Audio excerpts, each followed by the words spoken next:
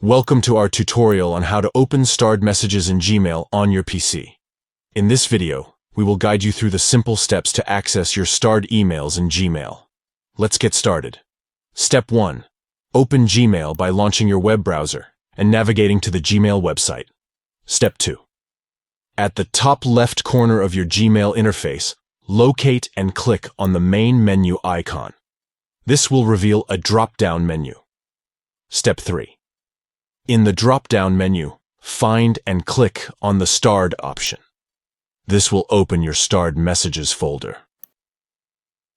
By following these steps, you can easily access your starred messages in Gmail on your PC. Whether you want to review important emails that you've marked as starred for easy reference, or need to find specific messages quickly, the Starred folder is where you'll find them. Thank you for watching our tutorial. Don't forget to subscribe to our channel for more helpful tips and tricks. Stay organized and make the most of your Gmail experience on your PC by effortlessly accessing your starred messages.